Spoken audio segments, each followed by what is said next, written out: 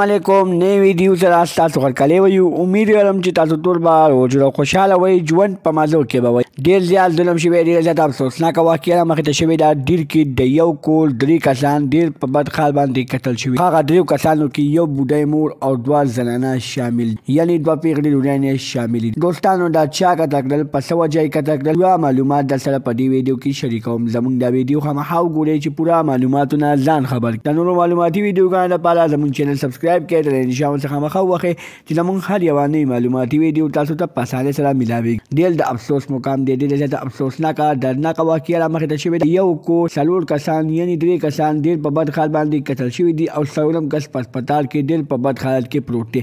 دوستانو د دوی په کور باندې سهار وختي کې حمله وشوه د یو کور 4 کسان پکې ولګېدل چې 3 کسان په هغه ساعت باندې مړه شول په هغه 3 کسانو کې یو بوډۍ مور او 2 پیغلې لورانې شامل دي چې یو زوی په هسپتال کې ډېر په بد حالت کې پروت دی دوستانو دوا ورته کوي چې هغه هسپتال ورځي الله تعالی صحت ورکړي او هغه د دې نورو بدل واخلي دوستانو دا واقعیا چې داسې قسمه رامخې ته شوه چې د دوی په ځمکې باندې سلانجه شروع وه هغه تربورانو په دوی باندې سهار وختي کې حمله وکړله په دوی باندې ډزې وکړلې د هغه ډزې په نتیجه کې دوی ډېر په بد حال باندې مړه شول دوستانو پولیسو ته پکار دي چې اول هغوی ګرفتار کړي او که ګرفتارولی نه شي نو دوی ته پکار دي چې دوی د خپل ملګرو ضرور کړي ځکه چې دوی سره ډېر زیات ظلم شوی دی موږ به واقعي ډېرې اورېدلې وي خو داسې واقعه به هم چلته نه اورېدلې